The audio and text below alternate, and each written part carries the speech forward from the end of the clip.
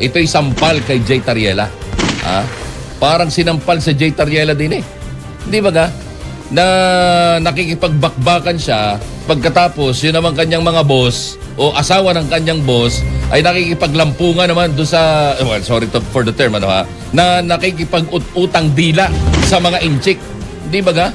O, ba't ka tumawa, friend? Mas lalo bang malala? Oh, so nakikipag-utang dila doon sa mga taong inaayaw-ayawan itong si Jay Tariela, hindi ba ga? Oh, ay kaya nakakatuwa no ha, habang yung mga minions o mga tuta nitong mag-asawang ito ay nakikipagbakbakan at iginigiit ang kanyang karapatan, etc., etc. Yung kanya namang mga boss, para siyang sinasampal. Di ba ga? Wala yan. Okay lang yan. Tuta ko yan eh. Susunod lang sa akin yan. Ronnie Ramos. Alas 4:28 na ho ng umaga.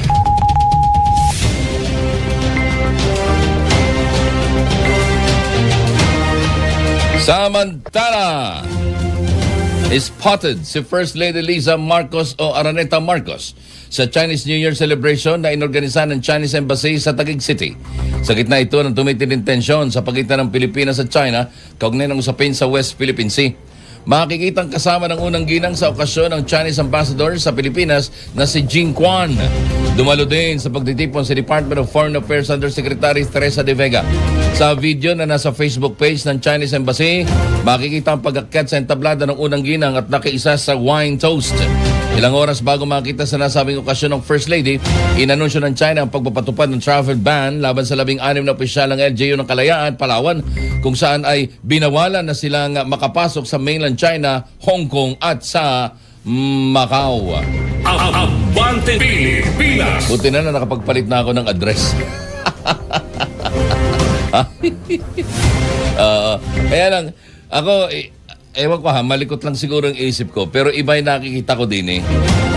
Ito'y sampal kay Jay Tariela. Ha? Parang sinampal sa Jay Tariela din eh. Hindi ba ga? Na nakikipagbakbakan siya para sa karapatan ng Pilipinas at pagkatapos yun naman kanyang mga boss o asawa ng kanyang boss ay nakikipaglampungan naman doon sa, well, sorry for the term, ano ha, ano lang yun, figure of speech lang yun ha, hindi naman yun literal na nakikipaglampungan na nakikipag-romansa, hindi gano'n. Ibahin ko na lang, i-rephrase ko na lang, na nakikipag-utang dila sa mga inchik, hindi ba ga? O, ba't ka tumawa, friend? Mas lalo bang malala? Ate, yun naman yung Tagalog doon, di ba? Ang Tagalog sa nakikipagkwentuhan, nakikipagchismisa, nakikipagdaldalan, ang tawag dyan ay nakikipag-utang dila. Abante Pilipinas. Mas masama yung lampungan, nakikipaglampungan. Di ba? Kaya nga ni-rephrase ko, baka masama baka mapagalitan ako so nakikipag-utang dila doon sa mga taong inaayaw-ayawan itong si Jay Tariela, hindi ba ga? Kaya nakakatuwa no ha, habang yung mga minions o mga tuta nitong mag-asawang ito ay nakikipagbakbakan at iginigiit ang kanyang karapatan, etc., etc. Yung kanya namang mga boss, para siyang sinasampal. Di ba ga? Wala yan. Okay lang yan. Tuta ko yan eh. Susunod lang sa akin yan. Ronnie Ramos. Abante Pilipinas. Ganun lang yun, no? Nakakaya yun. Yun lang ay sa tingin ko lang yun, ano ha? Sa aking pananaw ay parang ito'y sampal kay Jay Tariela.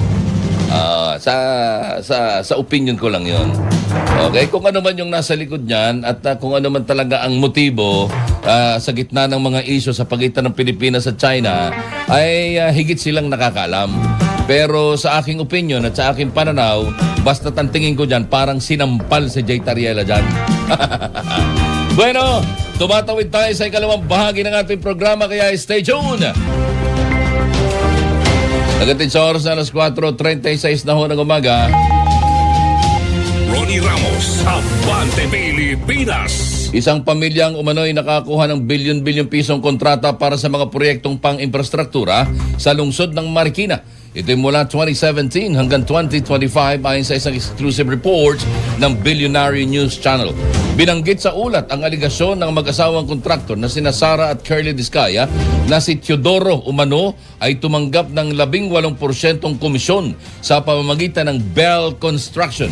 Ayon kay Discaya, ipinahinto muna o ipinahinto umano ang ilang proyekto matapos siyang tumangging magbigay dahilan upang muling ipabid ang mga ito.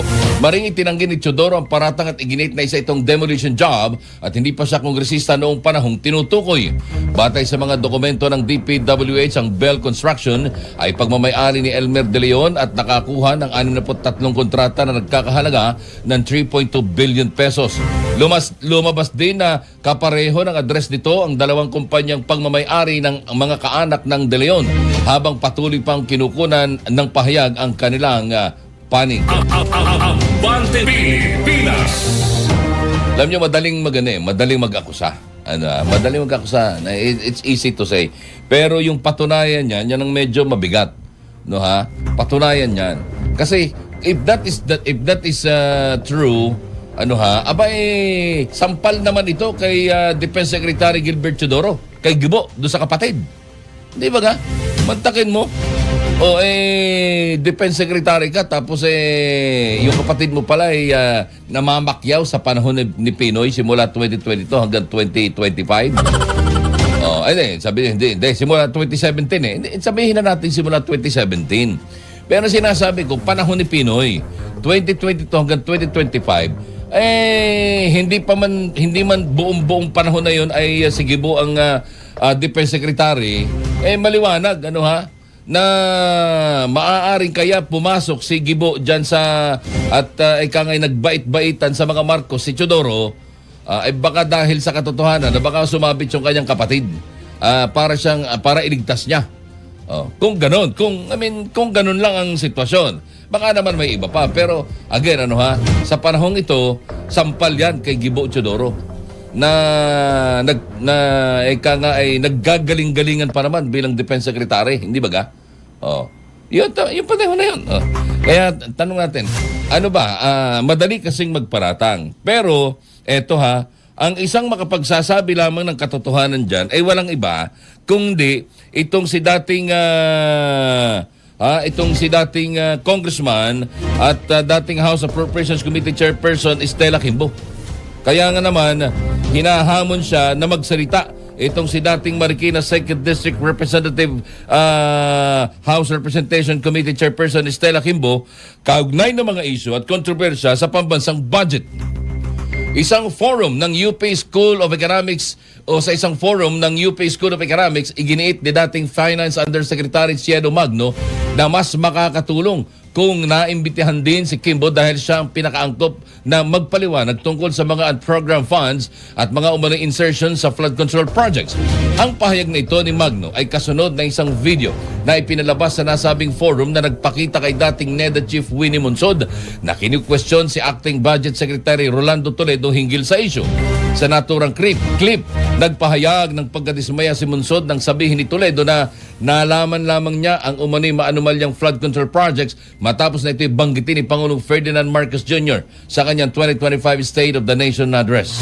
Si Estela Quimbo ay miyembro ng Bicameral Conference Committee at nagsilbing Vice Chairperson bago naging Chairperson ng House Committee on Appropriations sa deliberasyon ng 2025 National Budget matapos magbitiw si Ako Bicol Party List Representative Zaldico.